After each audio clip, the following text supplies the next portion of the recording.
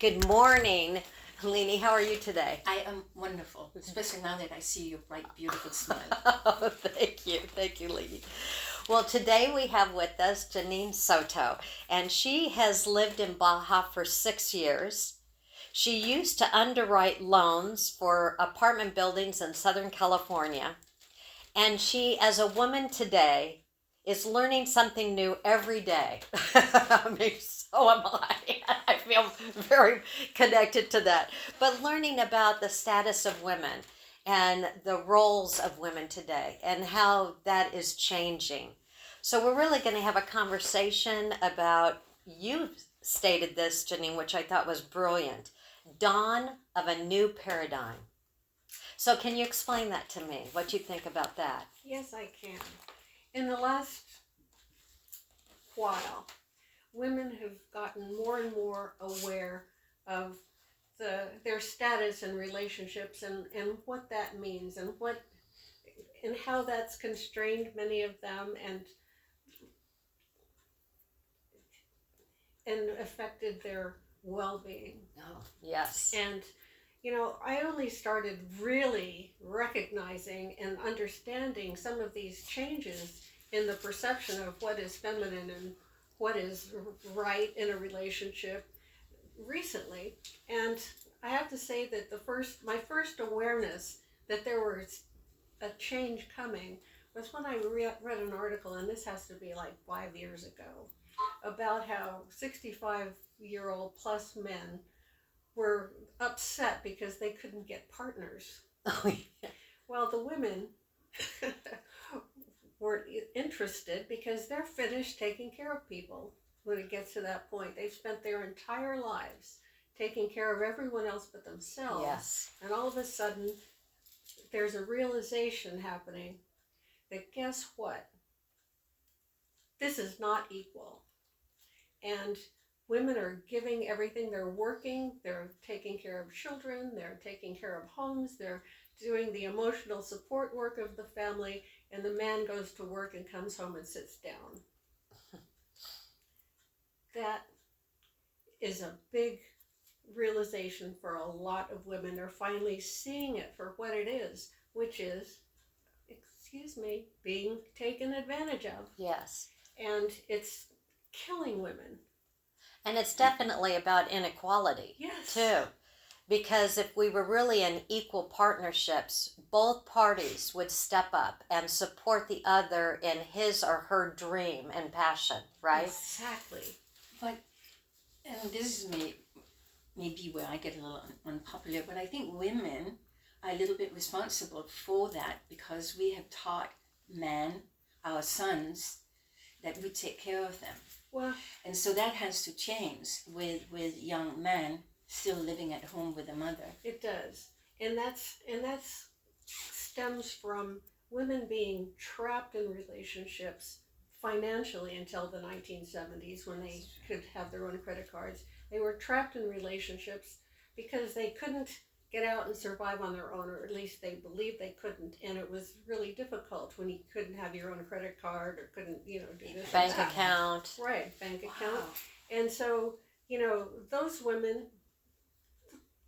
our mothers probably, you never know, went through life following this traditional wife scenario and coddling their boys will be boys, and trying to teach their daughters. But this is something that's been perpetuated over time, this coddling of sons, instead of saying, to a girl, watch out for this, watch out for that, watch out for this, don't tempt anybody by your clothes or by your actions or anything. And when they say, and then they turn to the boys and say, oh, boys will be boys. Right, yes, yeah.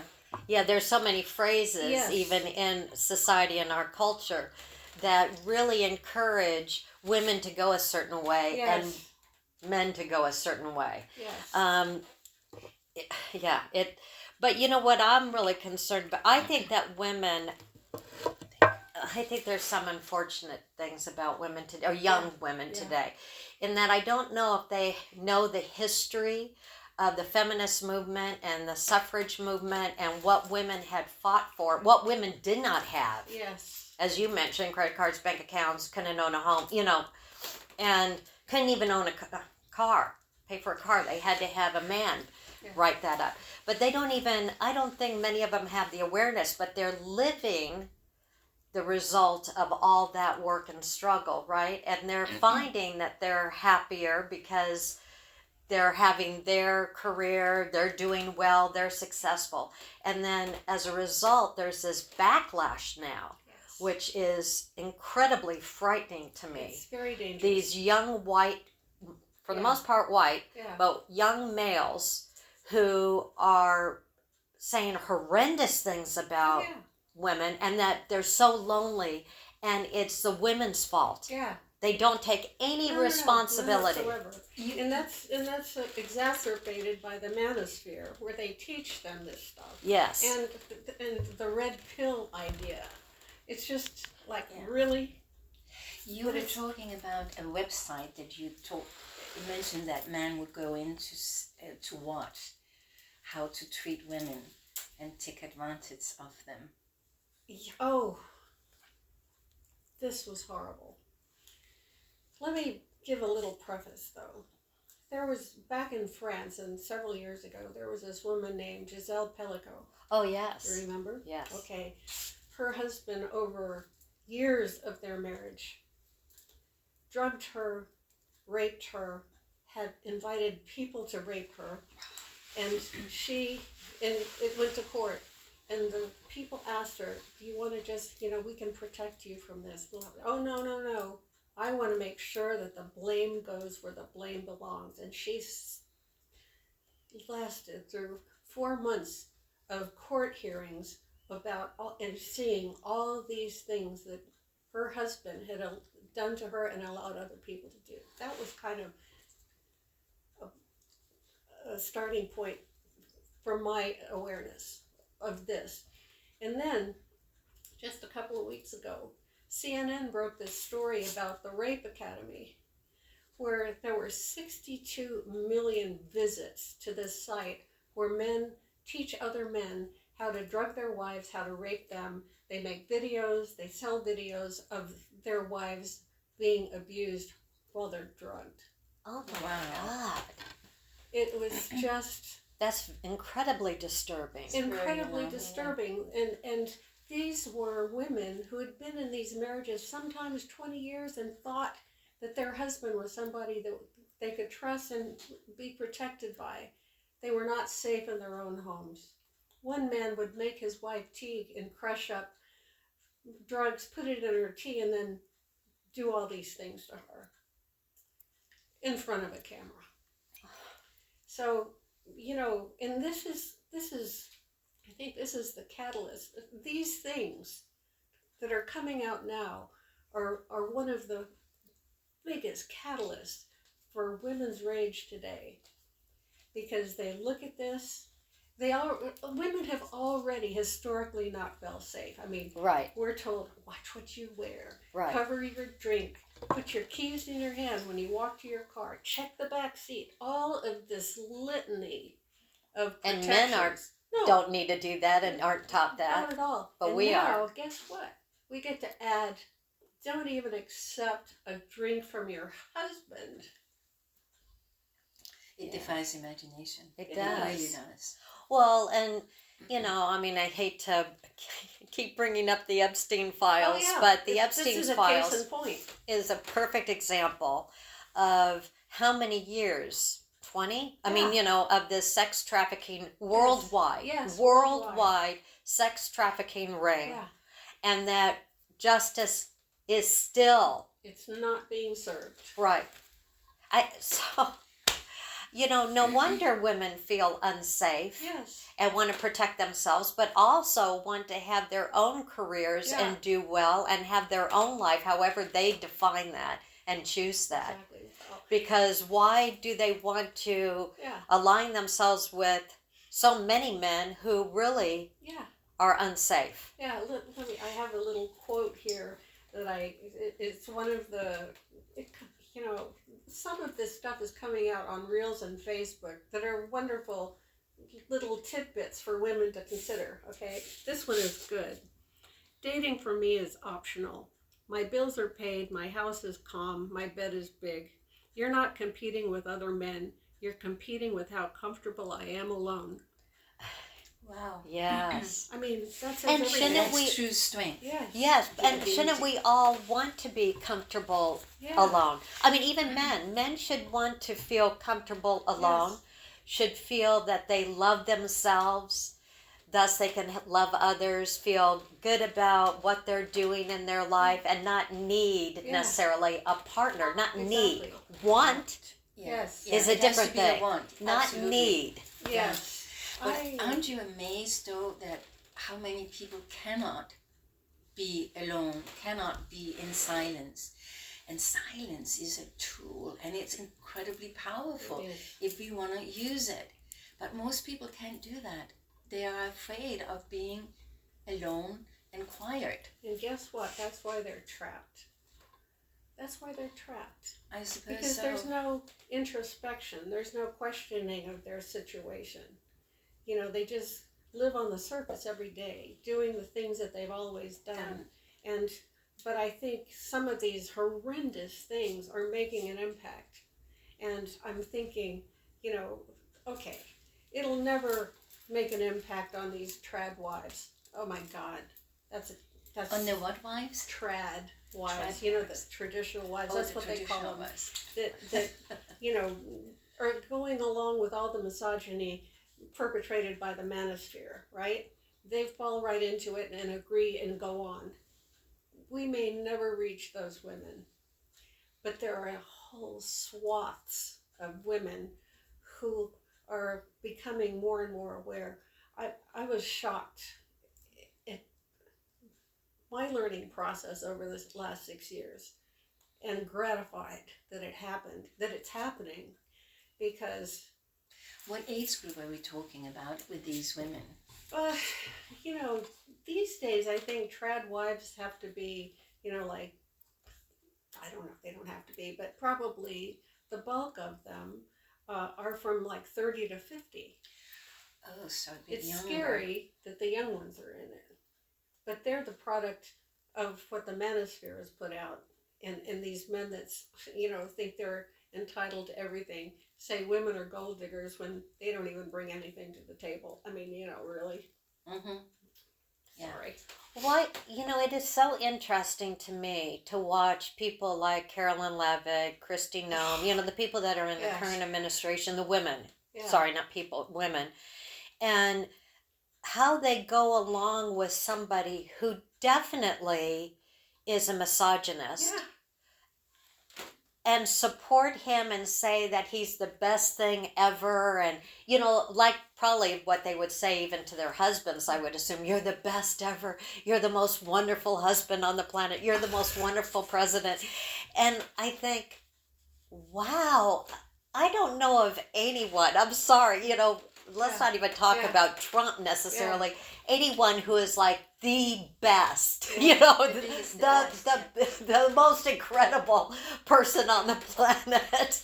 You know, that should be apparent in of itself. You don't have to announce that. Right, well, And amen to that. I really wonder about Christy Nome and what was the other one, Pam Pam Bondi. Bondi. To me, Caroline that's Levitt. Yeah. stupidity. Yeah. Imagine not realizing you're going to be on the wrong side of Yeah. history when this is all Oh, said yeah, and done. It is. But even if they truly believe they're on the right side of history, which is hard for me to Yeah. really, if they're intelligent, and I think, you know, some of them have incredible college degrees, you know, College background. degree just not always accurate. Well, that's, But yeah. that's true. Yeah. That's true. But I just, why you wouldn't support other women over a man every time? Really, Money, prestige, power. power. Yeah, It's power funny. corrupts absolutely. Uh-huh. Yeah.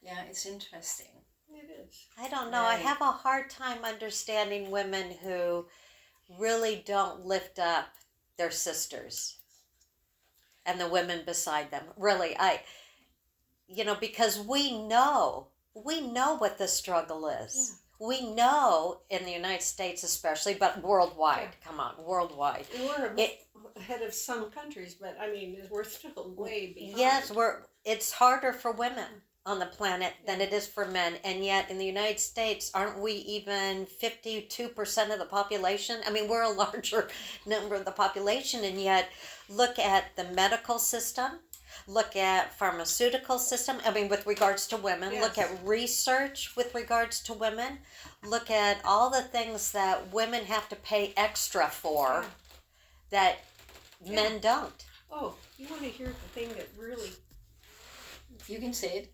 pisses me off the most?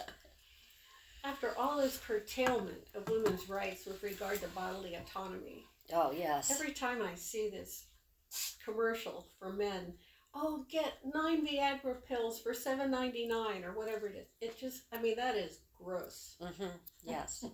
That is gross. Yeah. And we can't even, and women in the country can't even get medical care related to reproductive services. We can't even do it. It's just, I mean, well, thank God I'm too old. That's all I have to say. But I mean, I feel for these women who have gone through horrendous things because of these backward misogynistic laws. Yes. So what do you think the solution is? Educate women. That's the thing.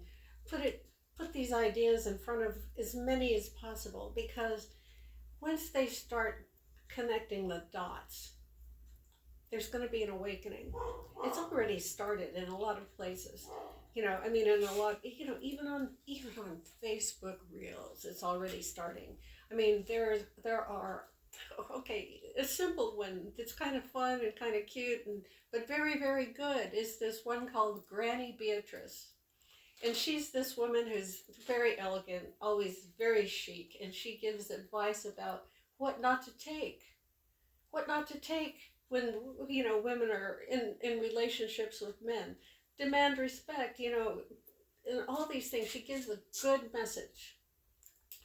And then there are, oh my God, I have seen at least 3 women musicians that are voicing in their songs women's rage. It's incredible and moving, and more are listening. And then there are even some men on there that give excellent advice. There's this one named Adam Cam. He's even written a book and about giving women tools to understand what's the dynamic of their relationships. Is it good? Is it bad? You know, learn. And so I'm thinking inroads. Oh, let me not forget this one. I put an asterisk by her name. There's this attorney named Lena Nguyen. I think that's how you say it. But at any rate, she is a divorce attorney, and she has gone through all these divorces with women and men, and she is giving excellent advice for women on how to protect themselves even if you're in love. And she's amazing, and she's right on the money, and it's short, sweet, and to the point, and devastating. So there are a lot of avenues for women to go to get information, to feel affirmations, to feel like, oh, there's somebody else who understands and who also is helping me to understand better what I can do in certain situations. And to say nothing about some of the big organizations. I mean, National Organization of Women now. There's one that was created in England called HASSL, HASSL, that is working to, protect women, educate women, so there are all kinds of resources, and they're filtering into they're filtering into our lives from something even as simple as Facebook. And, if somebody wanted to go further and really do some research, there's some great books out there. Yeah, there are, yes. And so I'm saying, And I'm hoping that women are becoming more aware. Oh, and this is it's kind of a topic adjacent, but after all of this horrible stuff has come out about what misogyny and patriarchy have led us to, like the Rape Academy and all these other things, there are these men that come out and say, but it's not all men. Well,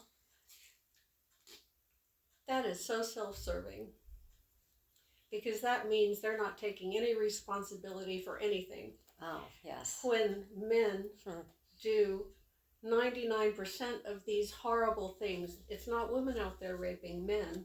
Right. Okay? Or abusing them or whatever. But it's men doing 99% of that. And no wonder, when given the choice between going in the woods and meeting a man or a bear, a woman would choose a bear, like in a 90 percentile. Right, I know. I've heard of that research. Yeah. Yes, I know. Yeah, that's frightening, isn't it? It is. Well, what's frightening is the militancy that this manosphere is projecting onto these ignorant young men. I can only say ignorant. Mm-hmm. Maybe stupid. Ignorant, but I think also lonely, but at their own fault for that. Exactly. Who wants to live with somebody who wants to treat you like chattel? Yeah. Yes. Nobody. Right. The one thing that I'm always astonished about, what makes them think that they can get away with what they do? Well, they're, just the podcast they're listening to reinforces it in them every single day. Well, they know they can get away with it because look at our president is getting away with it. Yeah, he's people, getting away with now, it. not just him. I'm sorry to keep pointing the finger, but other men, especially if they're well off, or wealthy, they get to do whatever they want to do. So money buys everything. Yeah. Well, that in history, that in patriarchy, that has ingrained all these misogynist thoughts in our structure. And now that we're identifying them, that's the first step to getting through it. But this is also a very, very dangerous part of this transition. It is. I think. Yeah. And unfortunately, I'm worried that it's going to become even more extreme until it gets better. That's what I think too. And I'm worried that a lot of women's lives are going to be lost me too. as a result. I agree wholeheartedly. When men who are good men don't stand up to the misogyny that's in their midst, like the locker room talk and saying degrading things about women, doing misogynistic things, when they don't speak up and call that behavior out, that just perpetuates it. Right. So when they say, not all men, okay, yeah, fine. Well, the ones that are not all men, how about you stand up for women? Well, like the example of the hockey team, right? And that, the joke about Trump will have to invite the women, right?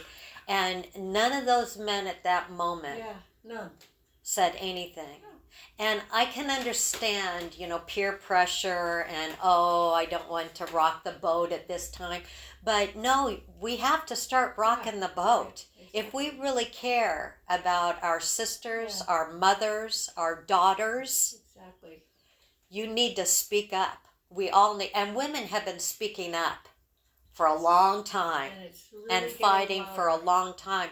It has to be men who are starting to speak up loudly. And I sometimes, in the last little while, I've been thinking about my husband who passed away like 12 years ago. He was the best thing that ever happened to me, and he was more of a partner than a husband. I mean, he was also a husband. Okay, don't get me wrong, but I mean, he was a partner, and he never tried to hold me back in any way. It was a team. Yes, we worked together, and I wish that for every woman who decides to get into a relationship. Personally, I don't think I'm interested anymore, but I could fall in love. Who knows? So you in the email that you sent me, you talked about women choosing not to get married anymore, or especially after they have gotten divorced, to not re-enter into a relationship. That's right. You can talk a little bit about that. I can. Well, let's look at it this way. In their marriages, once again, they probably worked a job. They got to come home and fix dinner. They got to clean the house. They got to take care of the kids. They had to make themselves small so the emotional equilibrium of the home was maintained. And this is amazing. It's an amazing difference in responsibility in a relationship. They carried 90% of the burden, right? And so after they get divorced, all of a sudden, I mean, yes, a divorce is a horrible thing to go through because it makes all kinds of changes in you. But once you get to the other side and you have your own little place for a minute and you see, oh my God, I can have this whenever I want to. I can go here without saying anything to anybody, asking permission or whatever else you might do. If I don't want to cook, guess what? I don't have to cook. It's a freedom. Yeah. It's like, my God, what happened? And there are some things online now where a man says, yeah, women are going to be sorry. They're going to have to lower their standards, or else they're going to be alone in their beautiful homes with their beautiful pets, doing everything they want, having their friends over, drinking wine. You know, Like that's a bad thing. Yeah, like that's a bad thing. Yeah. And we're all going, hallelujah. Yeah, exactly. I don't mind being a crazy cat lady. Yeah, same here. Yeah, Crazy. absolutely. Listen, I don't have to worry about sharing my bed because I have a dog in it. I love that dog. Yes. You know. And he helps lower your blood pressure Exactly. and your heart and increase your immune system. Exactly. And he's benefits are incredibly enormous. faithful Yeah. and They loves never you. complain. Unconditionally. Unconditional. Where's my dinner? How come my laundry hasn't been Yeah, done? exactly. Where are you going? What are Yeah. you doing? When are you coming back? Yeah. Oh, God. Oh my I God. open my door The at night freedom.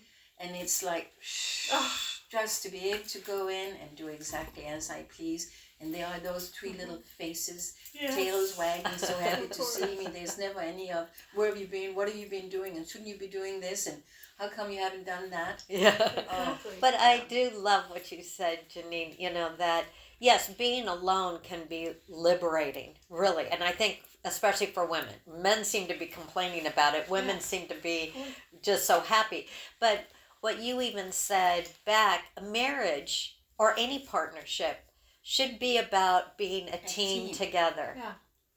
And allowing the other person to bloom as well, you know, both people to bloom and to be who they want to be, right?